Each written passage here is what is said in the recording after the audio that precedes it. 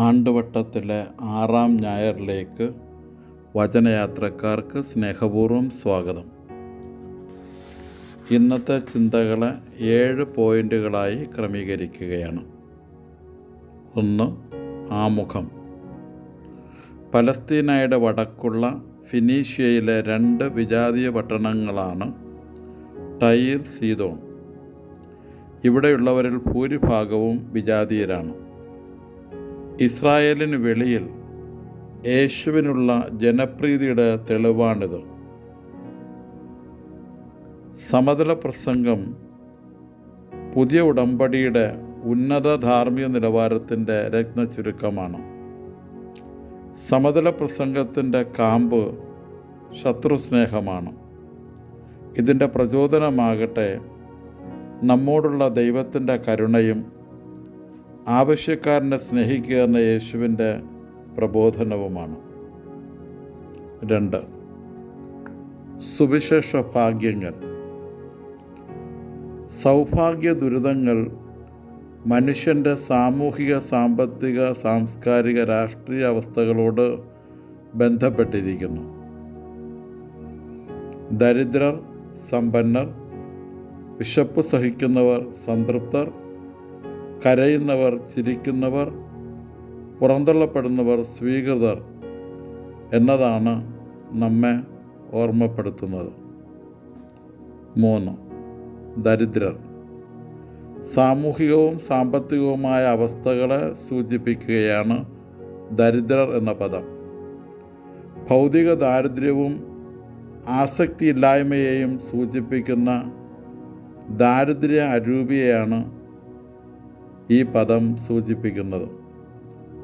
ഭൗതികമായി ദരിദ്രരാണെങ്കിലും ദാരിദ്ര്യ അരൂപി ഉണ്ടാകണമെന്നില്ല. ദാരിദ്ര്യ അരൂപി ഉള്ളവർക്ക് സമ്പത്തൊരു തടസ്സവുമാകുകയില്ല. ദൈവത്തോട് ചാഞ്ഞിരിക്കുന്നവനാണ് ദരിദ്രൻ. അങ്ങനെയുള്ളവൻ ദൈവരാജ്യത്തിനു വേണ്ടി ദരിദ്രനായിത്തീരും. സക്കേവൂസിൻ്റെ മാനസാന്തരം ഇതിനുദാഹരണമാണ്. സ്വത്തിൽ പകുതി ദരിദ്രന് നൽകലും 1 4 ഇരട്ടിയായി തിരിച്ചു കൊടുക്കലും ഇവിടെ നമ്മൾ ചേർത്ത് വായിക്കണം. 4. അനുഗ്രഹീതർ. ഗ്രീക്ക് പദം മക്കാരിയോയ് എന്നാണ്. ദൈവകൃപയുടെ പാതയിൽ പദമൂന്നിയിരിക്കുന്നവരാണ് അനുഗ്രഹീതർ. ഇവർ ദൈവഹിതം നിറവേറ്റുന്നതിൽ സർവദാ തൽപരരാണ്.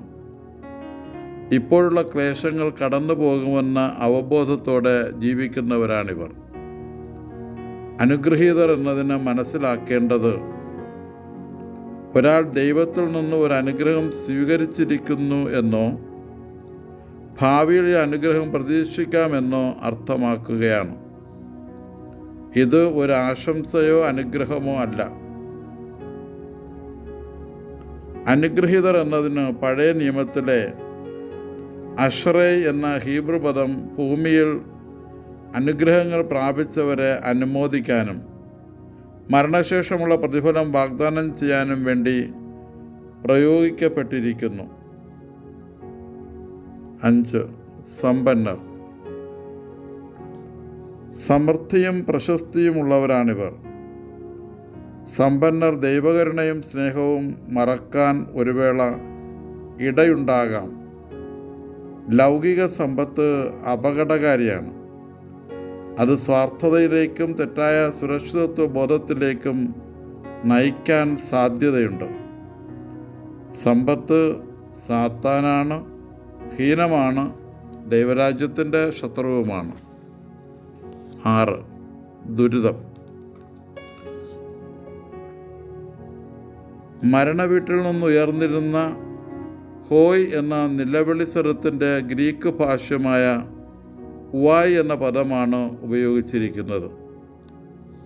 ഇസ്രായേലിൻ്റെ ആസന്നമായ ദുരവസ്ഥയെ ഓർത്ത് പ്രവാചകന്മാർ ഹോയ് പ്രയോഗം നടത്തിയിരുന്നു.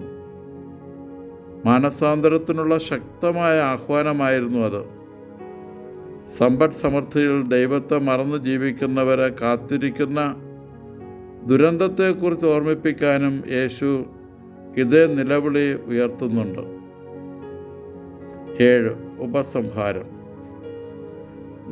ധനികർക്ക് ദുരിതവും ദരിദ്രർക്ക് ഭാഗ്യവും ദൈവസ്നേഹത്തിൻ്റെ പ്രഖ്യാപനമാണ്. എന്നാൽ ധനികരെ എന്ന വിളി ദൈവസ്നേഹത്തിൻ്റെ വിലാപവും ആണെന്ന് മനസ്സിലാക്കണം. ധനികർ മാനസാന്തരപ്പെടാനുള്ള വിളിയാണത്. ദൈവം ധനികരെയും സമ്പന്നരെയും സ്നേഹിക്കുന്നു, എന്നാൽ വ്യത്യസ്ത തരത്തിലാണെന്ന് മാത്രം. അനീതിയുടെ സ്ഥാപനങ്ങളെയും മനുഷ്യരെയും വ്യവസ്ഥിതികളെയും ദൈവം തകർക്കുന്നതിലൂടെ ദരിദ്രർക്കുള്ള ദൈവസ്നേഹം പ്രകടമാക്കപ്പെടുന്നു. ധനികർക്ക് ഇതൊരു മുന്നറിയിപ്പുമാണ്.